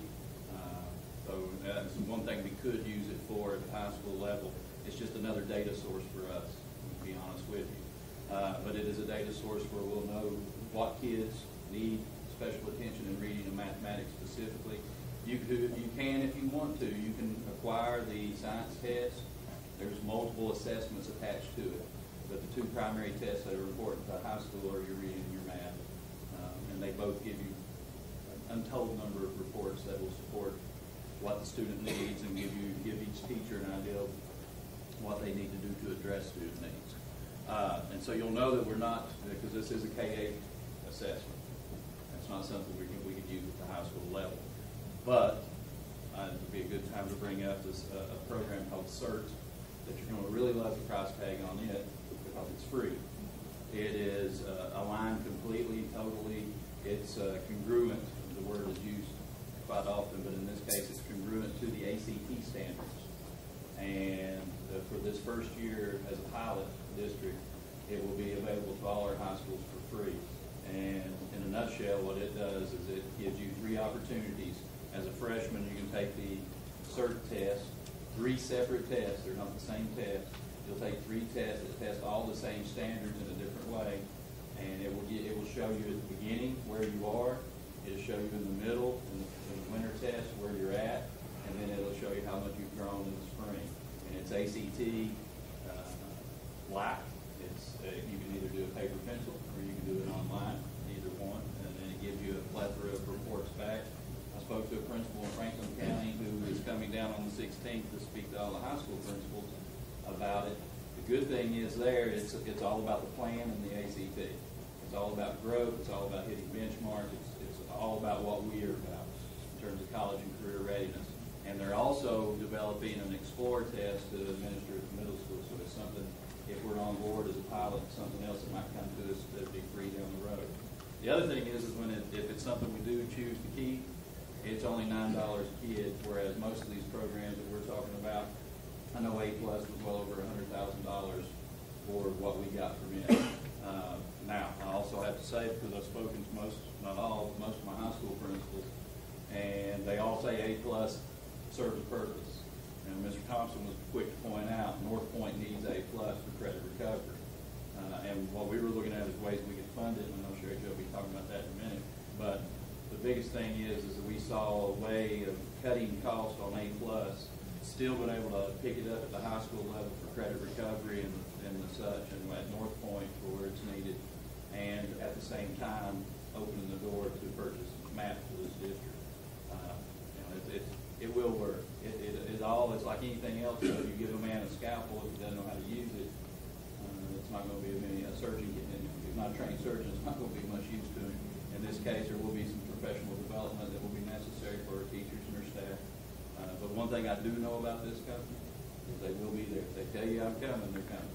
They don't tell you I'll be there next week, and then 3 weeks later you're still looking for them.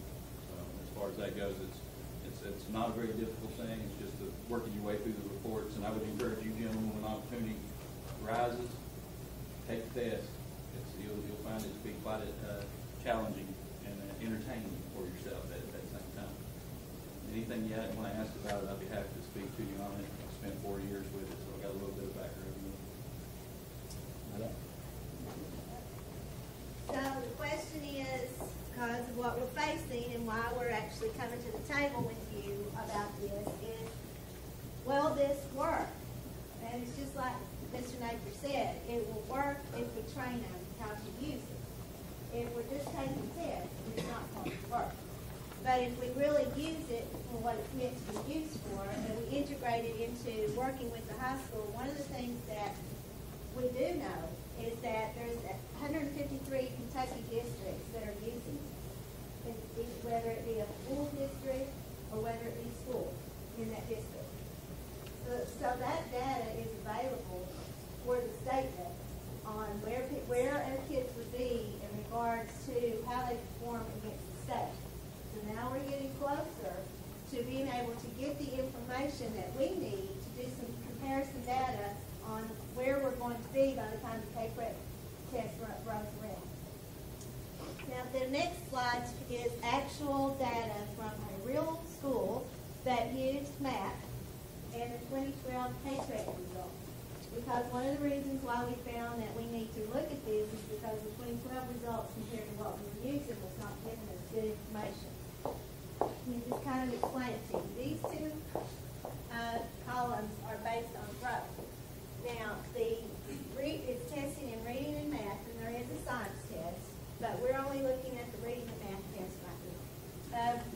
In reading, the school math said that 42% of their students showed growth. And the actual K-Prep growth in reading was 57%. So that was a little high. Now, the difference is that math growth cut score point was at the 60th percentile or higher. And K-Prep was more at the 70th percentile. So it was a little bit off, but what I did know is when that school went back and only looked at those students that were at like the 60th 70th percentile, the numbers were much closer, like 2-3% off. In math, it was very accurate. And that is probably the one area when you're looking at an assessment that it shows the least accuracy for whatever reason. But it is pretty much, when we get the growth summary report in math, we will be able to say within this much of a confidence that it is going to be very close to what our actual results will be. So that is pretty powerful information to have. In the projected proficient distinguished combined score, that the school had 64% of their students that proficient or distinguished on the 2012 K-Prep, and 64.2% on K-Prep, and it was projected through math at 64%. Can't get much closer than math. Then with math, it's a little different, but you still have like an 85% confidence that that score will be achieved within that level. We do have enough information to take what math gives us and use some calculations on it with a great deal of reliability and say, this is what we project within 2 to 3% of us scoring on paper. And that is, it is also know this school's data.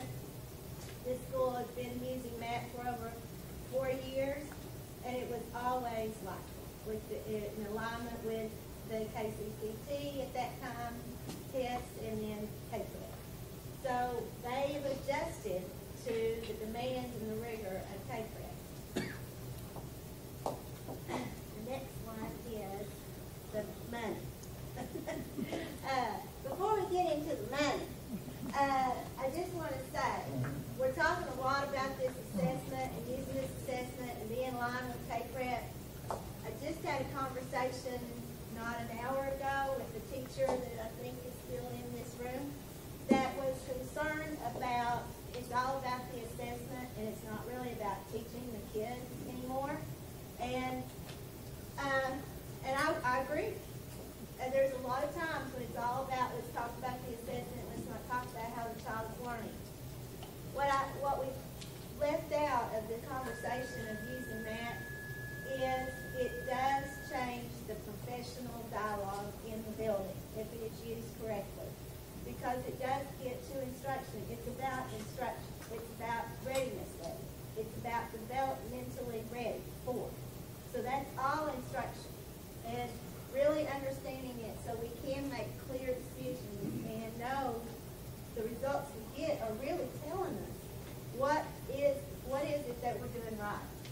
Now, Mr. Atkins had talked to me nearly 3 months ago, said, I don't think that the data we're getting from what we're using is really very valid, because it's not showing me what my kids are really doing. Well, he would look at this much differently. This would give him the data to be able to make those decisions as an administrator on the programs he needs, the training he needs. So, what we're spending now, and we are using the technology budget as to fund what we have been using. And we use Learning Links assessment 3 times a year. We had A+ lessons with $2,500 per site. So the total amount that we spent was $108,750. Now, the anticipated budget, and I do have to make some corrections on this because after I sent this to you, Mr. Potter gave me some information. That actually this number is less because Andrew Robinson gave me a more recent number of student license that we would need. We would need about 6,500 licenses, so that takes it off about $4,000, roughly. Less than what, that's $81,000 some dollars. I wrote that down. $81,250. All right, the training is the administrative training. Like Mr. Napier said, this company backs their product, and they don't want us to administer it until we've had our people trained on how to administer it. So that training is at a discounted rate because we are large and we are anticipated to be a good customer still. We still have a need for the A+ lessons in our high schools for North Point. So that's changed though. Because we would not be going with this product district-wide, they've changed that price to $3,500, which would add $5,000 to that $1,250. So when you look at this, right now we're saying a savings of $8,290. With that, also out of technology, I understand that we would have to purchase a separate server for the A+ lessons, which I understand is around $5,000, I think. General estimate. So we're still at even if we add the 1,000 in there, we're still at a savings of around $7,000, and we still on top of that would have a savings of around $2,000 to $3,000. And we also collected this $2,960 coming out of professional development money or Race to the Top. So, we're looking at a more reliable, valid product for less money. And so our recommendation to the board is to, for that measure of academic progress, we purchase for a bit more. That's the great recommendation. And I certainly appreciate your attention because we took a little bit longer than we anticipated. So thank you. Are there any questions? These time assessments. No, they are not time restricted. They can be. They can be, but what they do is they take the test until they start missing X amount of questions. It calibrates their responses, their score based on that. Usually, it will take a class period the first time because it has to calibrate. After that, now the reading sometimes, because I do have experience with that. It's been my experience that reading sometimes need to have 2 class periods of reading because of the past.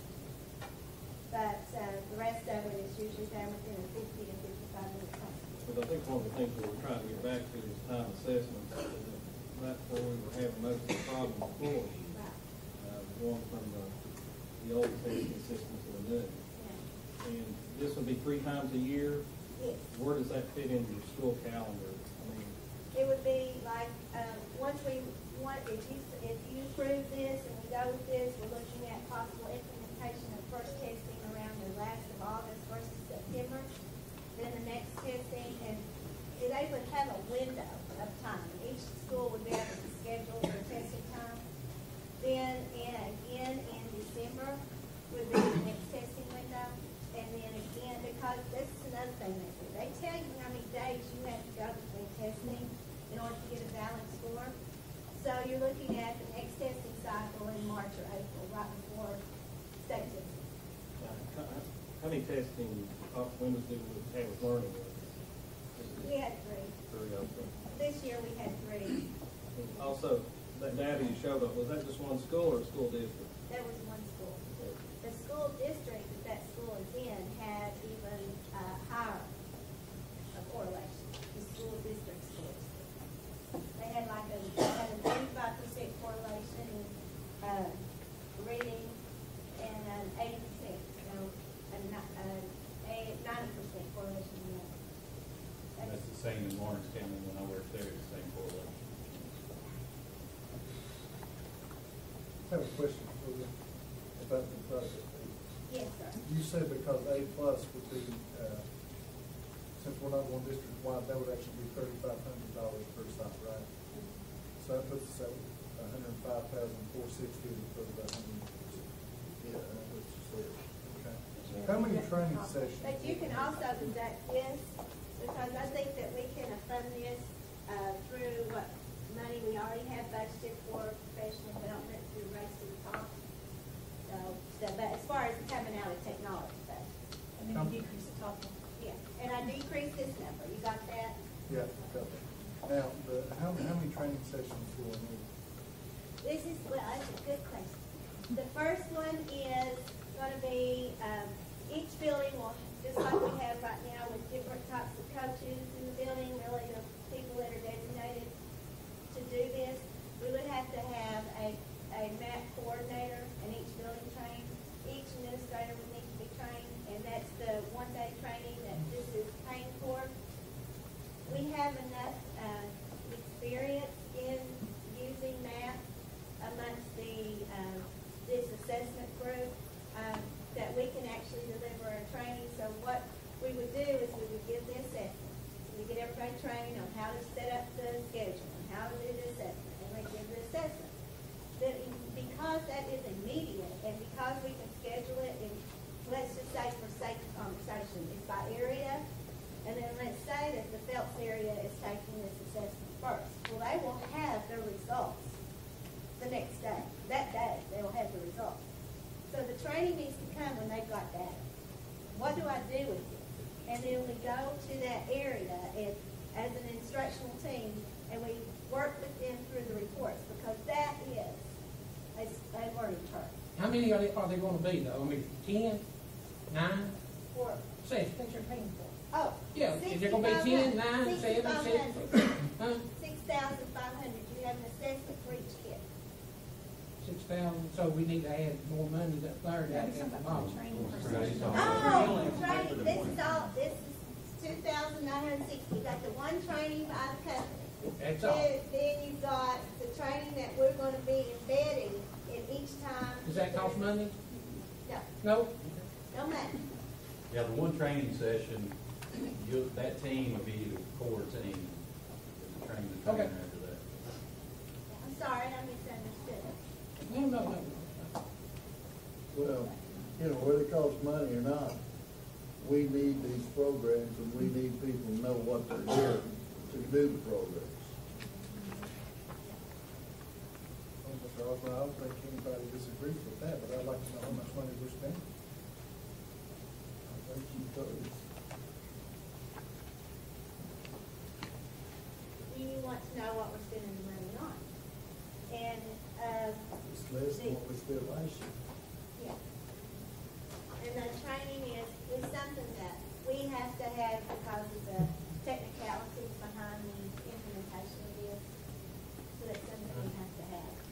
But that was why we're putting other trainings up there, is because we can support this through our own, without expending a lot of money, expending our money.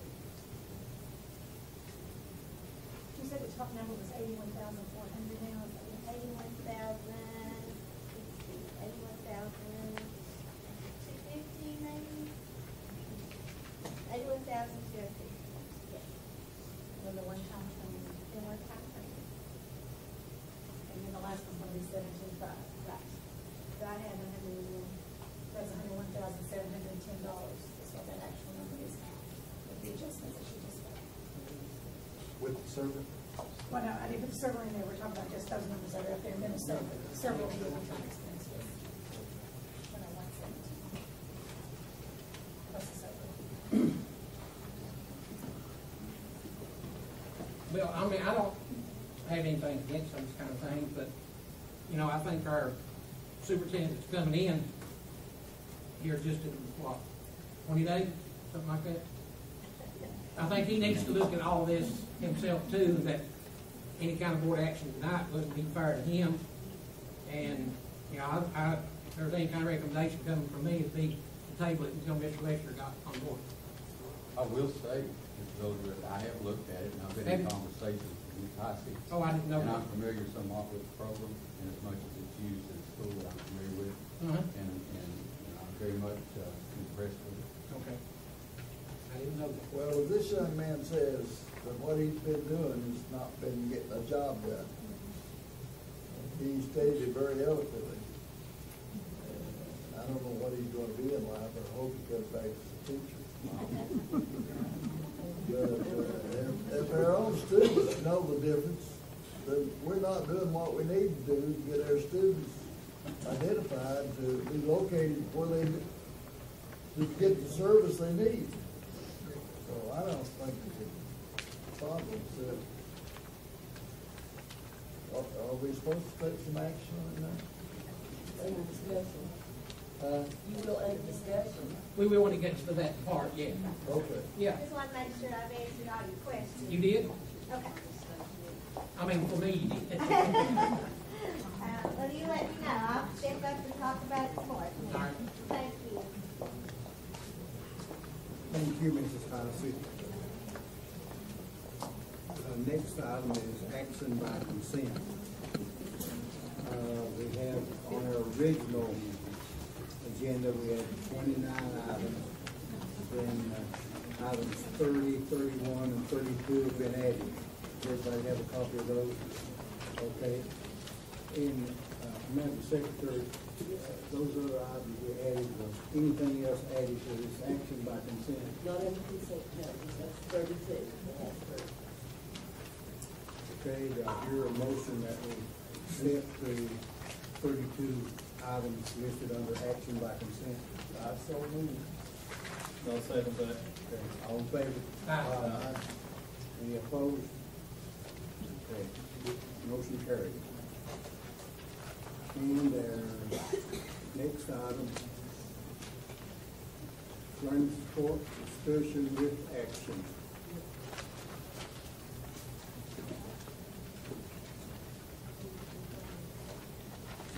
Mr. Kilgore has been in charge of that. His wife has knee surgery today, is unable to be here, taking care of his wife.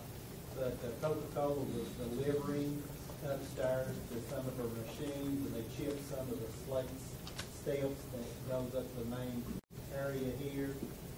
We tried to find somebody to give us an estimate. Their company did an estimate, and this is, from the pattern is what they recommended. That's a proposal from Coca-Cola. That's a proposal from Coca-Cola. Any other discussion?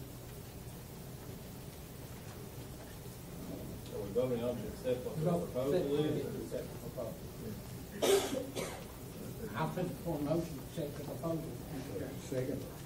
I say, All in favor? Aye. Anyone opposed? Motion carried. Learning support, discussion with action, item number 2. Approve second reading policy number 09.4341, alternative education requirement designation of age level for students that are to be served with the district's alternative education program. The request made at the June 2013 meeting to change grade levels to age levels. And I did call KSBA, talked to the policy consultant, Kim Barber, and she said that was very doable to change that to age level. So it would be a pleasure of the board, whatever level they want to choose from. Any discussion? Any discussion? I think that's what we discussed at the last meeting. Yeah. We wanted to change that to age. So I move that we make the change. What age level you want it to encompass. And they will have to be served. Because before it was, they were talking about sixth grade, wasn't it? And I think Dr. Johnson had one, we could deal more with age levels and grade levels, and that's very good. So it would be whatever you all want to do. I mean, the average sixth grader is 11 years of age. But I realize some kids are older and younger, sometimes in the sixth grade. The day treatment's gone down to age 12, you said. 12. They said sixth grade though, right? So, I mean, the majority of your sixth graders are 11 years old. So it should be age 12. If it goes age 11, we'll have to come up with some additional services. That's what I'm saying. Yeah, let's go with 12. That's what I'm Do we need to add that in there? Yes, I mean, so that's what age level. I mean, we can't go below age 12 anyway, right? You can't go below age 12. No, you can't go below age 12. Is there a limit above that? Is there a limit above 12? No. Over age 18. I don't know how the sixth grade ever got into the formula. We've had some students in sixth grade. I understand that, but I thought before it said sixth grade. Yes. Yes. And this is going to age 11. The majority of your sixth graders are 11 years old. Yes, but you don't have as many in the sixth grade. You have a handful. So we'll go with age 12. 12. Okay, I hear a motion that we make the change from grade levels to age level, which will be 12 years of age. I'll second that, Mr. Chairman. I'll make the motion. Oh, she did. Okay. It sounded good. Have a motion by Mr. Alderson and a second by Mr. Yeah, Belton. absolutely. All in favor? Aye. Anyone opposed? Motion carried. Number 3, under learning support, discussion with action. Discussion of district-wide benchmark assessment and approval of the use of the measure for academic progress. I'll AP. I'll make a motion. I'll second. I'll second. Okay. All in favor? Aye. Anyone opposed? Motion carried. Item 4, approve the second reading of policy 09.31 athletics and sports activities. The first reading did not contain the phrase effective with the 2014-15 school year. This change is due to pending revision to 702 KAR 7065 KSBA recommends that the phrase be added. This policy requires the selection of one of the following choices. Number 1, with the additional wording. Number 2, without the additional wording. Or number 3, adopt with modifications. The only change that was made is they did forget to put the wording in on the school year beginning. That's the only difference. Most school districts are accepting the additional wording. Okay. Effective with the 14-15 school year. Okay. I move that we accept it with additional wording. I'll second. Okay. All in favor? Aye. Any opposed? Motion carried. Number 5, approve final appropriation from the approved 12-13 capital funds, request number 2. Okay. Nancy, what's that? Okay, if you remember at the May board meeting, we approved the capital funds request form because by law, we had to have it in on May the 30th if we wanted to use our funds in any other alternate way. And the state would approve it, but then we didn't have to do it if we didn't want to. And I explained to the board that once we got the approval, I would come back at this board meeting. We'd have a discussion on where we were on fund balance and discuss what to do with those funds. So what the state approved was their request to use it. The $412,500 automatically was approved for Phelps because it was on a VG1 and the board approved the VG1, so they took it off here and said that's fine. Okay. The rest of it we had going to property insurance and electricity. And I explained at that time the reason we would want to do this because it becomes more flexible. We would have to use that to pay electricity and property insurance. But then we would have those funds freed up that we could do something else within the general fund with those funds. Now, some questions discussed on maybe we would want to reserve that for either construction or remodeling or something like that, which is also allowable. So, because I had that put on the June board, so we could do that if we wanted. What I'm going to tell you is about where we're at now. Mr. Wagner is right. When he came on board, we had $2 million in unreserved fund balance that year. For June 30th this year, we're going to be between 7 and 8, and I'm going to explain to y'all why you don't know exactly where we're at now, because We are on what's called fund accounting, which means that any monies we receive in July and August, we have to charge back to June the 30th as a receipt, if it had to do with the prior year from June 30th or earlier. Like Monday, this past Monday, they delivered me a check for $500,000 for Belfry Middle's insurance flooding. I have to charge that back to last year as money received last year. It also works conversely for bills. If you have any bills in July and August that were actually incurred June 30th or earlier, I have to account for those. We actually have several checks that will be in that have to be charged back to last year. I don't have the exact amount. We did get quite a few utility bills in today, but we don't have them all in. So those things are up for discussion. You know, we don't know the exact amounts on those. However, and then the other action is what we do with this money here. I still think we need to move the money over, but I also have a thought process because of the Kisbet issue, and we know, first of all, Kisbet did take all the recommendations from the district. Remember, we voted novation rather than runoff, so that we would get one person that would pay off this Kisbet bill from 1996 that all the districts are incurring. Our bill is just over $1 million. The board at Kisbet voted to go with novation, and so therefore we kind of know pretty much how much our average is going to be. I think it would be reasonable on the part of this board to do an assigned amount of $1 million out of what we have in our money now for Kisbet. It would go on our balance sheet that we still have that money, but it's assigned and not obligated, so the board can move it out at any time, but it's assigned to pay workers' comp. So we could take this money, use this money to pay electricity and pay on our insurance, and then take the money that we had budgeted there and put on reserve to pay that workers' comp Kisbet bill. That's just one thought process. Now, I know you all have some processes on reserving things for construction, so that can also be done. But I just need to know the actual amount now is not the full $900,000. It's down to $792.34 because we had another construction project that had money obligated for it. So we're discussing $790,234 on whether we want to move it to general fund and be charged off towards property and insurance as allowed by, property, insurance, and electricity as allowed by KDE now, or we can leave it where it is and reserve it for future construction projects. You can't put it up there and put me a roof on Bird's house. After they did Phelps' again.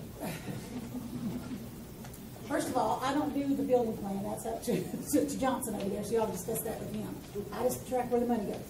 So we can reserve it in the building fund where it's at. And in there, it must go towards what building fund is allowed to do, which is do renovations and or construction. Or we can move it to the general fund where we can reserve it for the exact same reason, but you have flexibility of how you use it. You don't have to use it just for construction. We can assign it to like workers' comp for Kisbet. I mean, I think it's a good idea to assign this money to something. I think we should assign it to construction, because Virgil does have a problem, and he knows I've got a problem too. Well, it comes to like this. You know, my roof fell in during graduation. It was awful to see pieces fall down in the floor. This past July, just last Monday, when the year rolled over, we have another whole big pot of money that we can do construction with.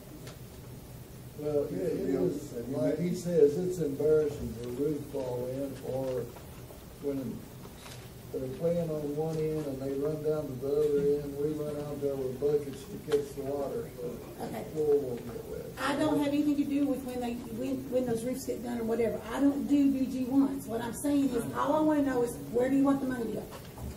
If you make a motion, that's what. You got two choices: we put it in general fund, or we can put it. I say I make a motion that we reserve the money for a building fund. I do too, and I'd like to get a little more specific. We will. Okay, we will. I'll second the motion. We're going to put a new roof on Elkhorn City Elementary. Southside. There you go. That's third. Okay, have a motion to second. All in favor? Aye. Anyone opposed? Motion Well, carried. I didn't hear either one of those. What was it? Put that in the building Okay. fund. So I've got to reserve it in the building fund.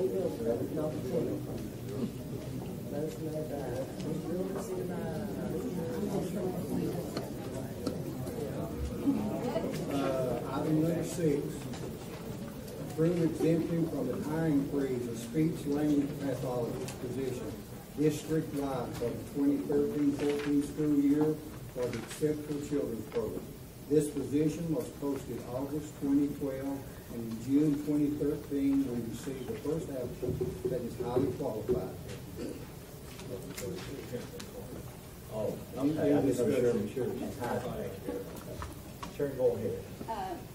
Well, I know that there's a hiring freeze on until August, and the reason that we felt that it was a necessity right now, and Mr. Kilgore and Mr. Johnson and I met the other day, is it's really, really hard to find a speech language pathologist that is certified and is highly qualified for that position. We have only had one applicant, and they are kind of in hold right now, and I certainly feel like, and I think Mr. Johnson and Mr. Kilgore agreed with me when we met, that if we delay that until we do all with the hiring freeze in August, we're probably going to lose that person.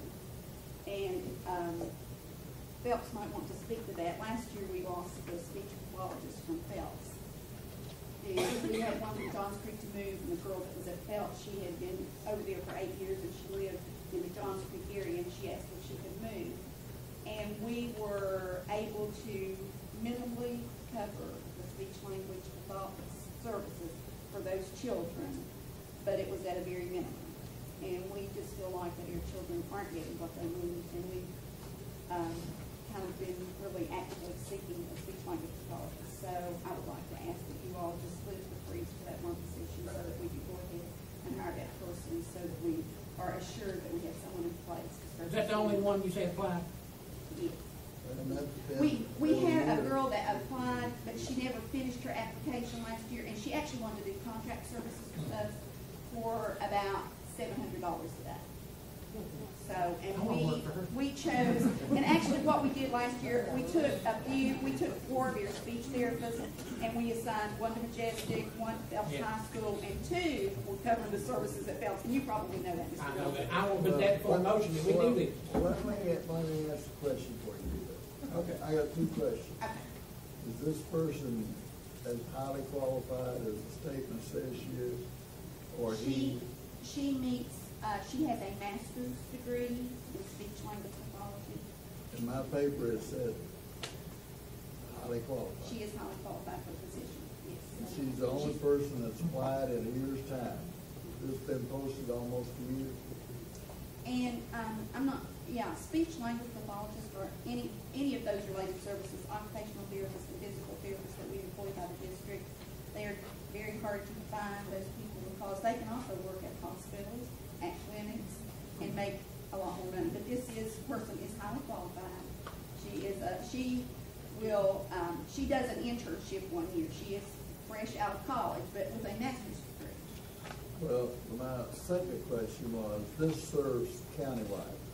She will, and she'll be assigned to certain schools. And I've already told all my speech pathologists, because we have a consolidation in Valley this year. Right now, we have 1 speech therapist at G.F. Johnson, we have 1 covering Robinson Creek, and 1 covering Valley. And so we're going to try to consolidate that. And usually what I do is look at where your numbers are. They can have a caseload of 65 kids. And to try to not have 2 therapists at 1 school to try to condense it. So it will be district-wide. She will serve, but she will serve not the whole district. She will serve whatever schools we assign her to. I need her, Virgil. Yeah, how do you get district-wide if she's not going to serve all the schools? Well, the reason we do district-wide on your speech language pathologist is because those caseloads switch. We don't assign them to just 1 school.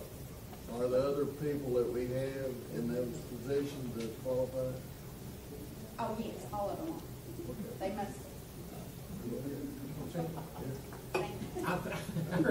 I'll make a motion that we accept this for this position and accept him from the hiring freeze so that we can have this lady in place and not lose her. I second. All in favor? Aye.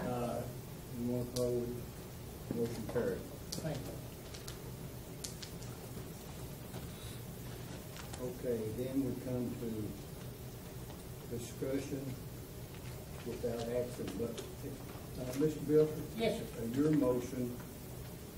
Discussion with that. Discussion. Mr. Reynolds, number 7 on that is your executive session and then return, and then after that you have 3 more items. Okay. The first one, you may not like the wording, tell me what you want to change in it, was approved issuing a letter of request to the State Department to conduct district-wide audit. APA. APA excluding the school food service? No, we can't exclude school food service, because district-wide, there's food service in every school, so we gotta check that out too. We just got an audit report on school food service. But they did not look at everything. Did they do all of it then? No, they did not. Can I address this a little bit? Okay. When the request came through, first of all, an audit should have a scope. You have a, that's why that they have set up, the state has trained auditors that come in and audit us, which we will be starting that audit in August at the school levels, on what you're supposed to be looking at an audit. If you go in and audit without a scope, it's like going hunting at hunting season, taking an Uzi and going all the way around the forest and shooting at it, hoping to get a deer. Same concept if you go into an audit without a scope. So they came in with a scope. Mr. Wagner called me and said, APA's requested some information, and it was very specific. I don't have purview over food service. I had to get with food service. He asked me to take care of it, and I did. We met with them. They looked at only the central office payroll for food service, the school food service director's travel, the catering folder, because we'd stopped doing catering, so they just looked at the prior 2 year catering folder. Then they wanted a list of revenues and expenses, which I gave them. They only pulled out one expense and looked at that one invoice, other than the ones that I specifically mentioned. So they did not do a full audit. And we received a bill for that audit, and the cost, they were in this district, they got here at noon one day and left at 1 o'clock the next day. That's the only time they were actually in district. Now, there was work done when they got back to the office, obviously. But the cost of that was $9,549. And we have to pay that to the state APA office. We are required to. But I don't care. It's like I told Jason from the state auditor when he came in. An audit is an opportunity to improve yourself. It's just like assessment. Assessment is an opportunity to improve. And if I could have one position in this district that we don't have, it would be a full-time auditor to go out to the schools and do school audits to help them and to audit what we do here, but we don't have the funds to do that. It's normal practice that school districts that change superintendents have audits. Lake County had a forensic audit just not long ago. I don't have a problem with the audits, okay, but we're getting ready to have one August the 1st. It's going to cost us $27,000. I know, but it's not. They just pick a month. This right here is going to be more expensive than that. They just pick a month and that's it. If they go out to this, they pick a month at each school. No, they look at every single bill, every single receipt that we have in this district. They get a list of every dollar that came into Who chooses the month? No, they choose the month, not us. But they don't look at us by month. They look at the schools by month. They'll come out and pull 1 month at a school. But here, they look at every single receipt that we get, and they follow it through to make sure it went into the proper spot. I'm talking everything down to $1. If we got a check for $1, it's on our check register, and they follow it through. They also, inside the district itself, we only get about $5,000 a year in cash at this level. Now, a high school may get $400,000 or $500,000 a year in cash. But they only look at 1 month at the school. But us, they do a random sample of all invoices, of all payroll invoices. They look at specific, they have a threshold of a certain amount based upon the size of your district, but they have to look at all the activity in Title I, Head Start, school food service. They look at a sampling. So once again, all this has a sampling to it. You can actually increase the scope of your audit that your auditor does at an additional fee. That's what the letter is going to take from the attorney to ask for that and for recommendations from our state auditor. So, you know, we had problems. We had things printed. I don't want to get into all that. I just want to make a motion that we do a district-wide audit, don't exclude nobody, and for Mr. Smith to write a letter to the state auditor to request that we want his department to do it, and to, as far as the scope, Mr. Smith will get back to this board in next month's meeting and give us the recommendations that he's found out and got back in writing from our state auditor.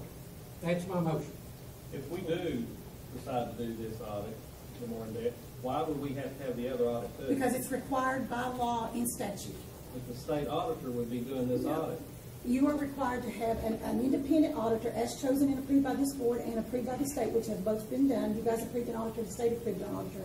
And you have to do the scope of the audit. Once again, go back to the word scope. There is a scope that the state has established that auditors must do when they come in and they do your annual audit. They've been doing the same audits the same style of audit for years. Now, we had to change an auditor last year, first time since I've been here. And they came in and did the same type of audit, but they still were a new pair of eyes. They're the same auditor that's going to be doing their audit this year. But what I'm saying is you have to have a scope. They just don't, like I said, these guys from APA came in with a specific list of things that had been reported to them, and they gave me a list. We supplied them with that. We had no problem with it. I mean, I don't care. Whatever they look at, it's fine with me. But, I'm talking about we looked at these very specific things, and it costs $9,549. You go out to all these schools, and you will spend more than a day in each school if you're going to audit a whole year's worth of records. And that's where the cash is at, so they're going to spend more time auditing cash. We get checks. The checks are accounted for by the auditor, and the APA knows that. To me, my only concern is we're giving them a wide open course with absolutely no cost assigned to it. Because they don't give you they charge $57 an hour. Mr. Smith's going to give us some information. Well, my concern is that what scope we're going to have. Anybody I don't want to prove that we're going to do this without knowing the scope that might be involved. Mr. Ratliff said it pretty good when he said if you handle money, we'll check you out. Well, Okay, now you're talking about. No, you don't need to say just handle it if you spend it. I know it. Mr. Smith's going to get the information, people, and come back next door meeting. I'm blue in the face saying it. We talked of Kentucky Department of Education audit, but I believe you don't want the Kentucky Department of Education, you're wanting the state elected auditor. Yes. Right? Yes.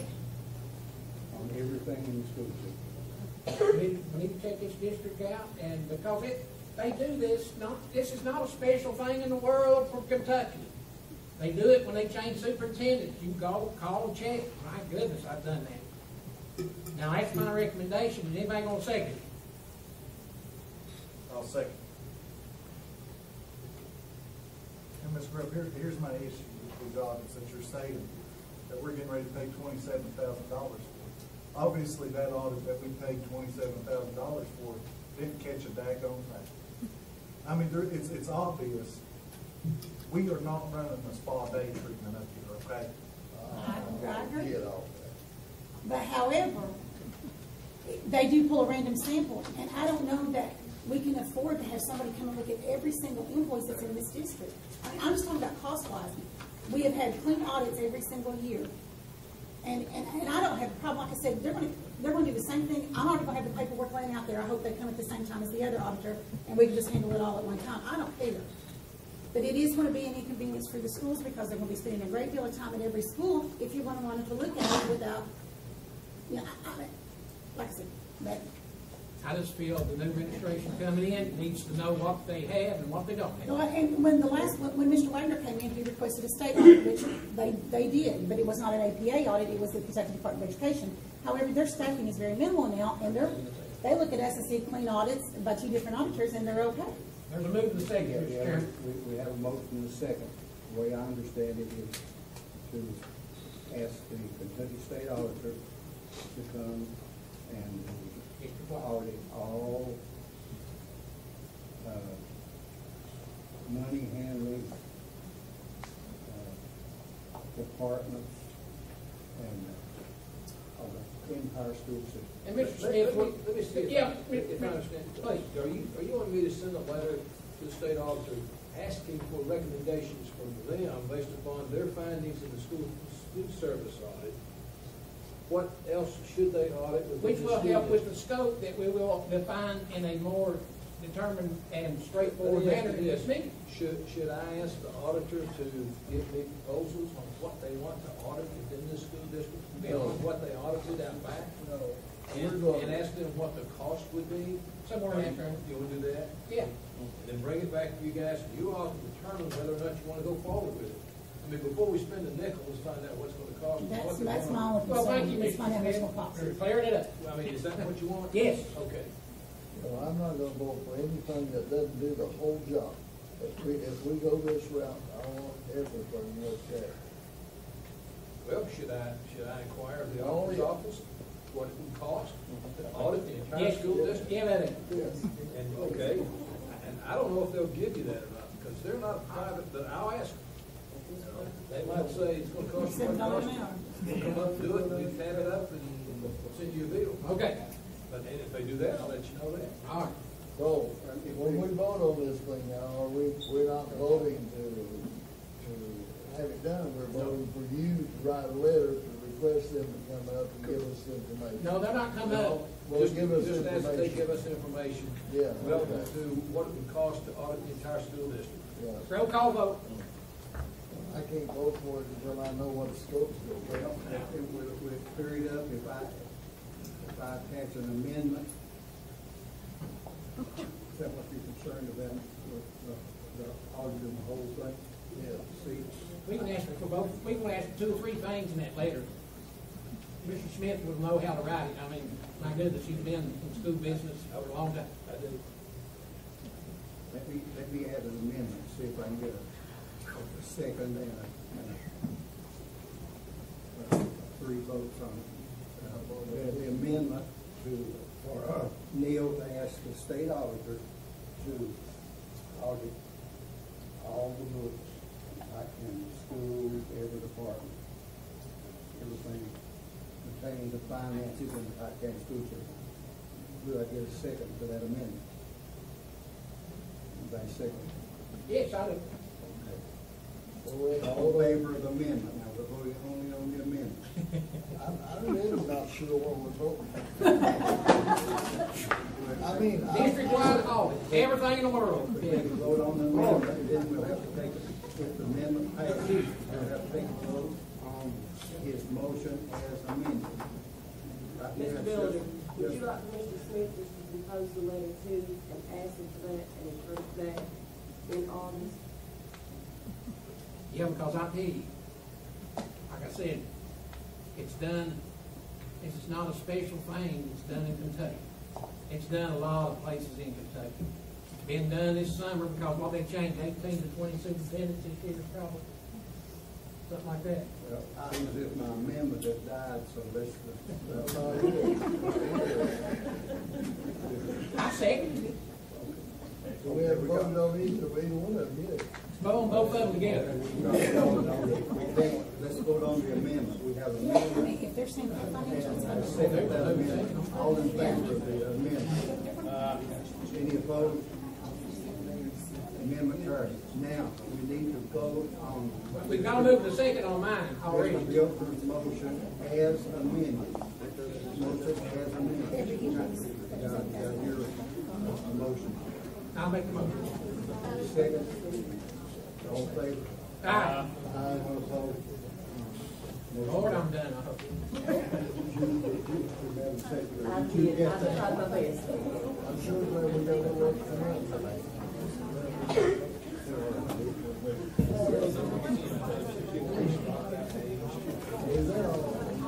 Now we got 2 more. We got 2 more. Got 2 more.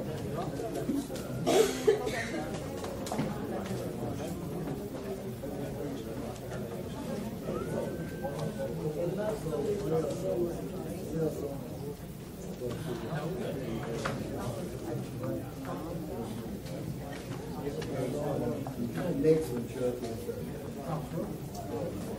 Yeah, I made a motion to rate, increase the dropout rate in the Pike County School District to 18 years of age. With my understanding, if we can get on board this early, we'll get like a $10,000 bonus for the school Yeah. system. And this is eventually gonna happen anyway. It's a good thing. I think, if I'm not mistaken, they need 20 more districts. Yes. I think they're, what percentage, they're wanting high part? 59. Or 55. And, I think they're already 20 districts short. we got 92. 92. So we'll still be open for the bonus. Yeah, if we do it now. I second his motion. Made the motion in second, all in favor? Aye. Any opposed? Motion carried. Okay, we have one more. Yeah, the item reads, it's number 11, approve, authorize Attorney Neil Smith to pursue acquisition of additional property for construction of the new Phelps athletic facilities. And that's just to authorize me to sort of assimilate the Start the process. conversation with the property owners, get appraisals, and come back to you guys with prices. Try to negotiate prices with the I'll put that in form of motion. I second. All in favor? Aye. Any opposed? Motion carried. Mr. Chairman, I make a motion to adjourn. Lord, I'll second that.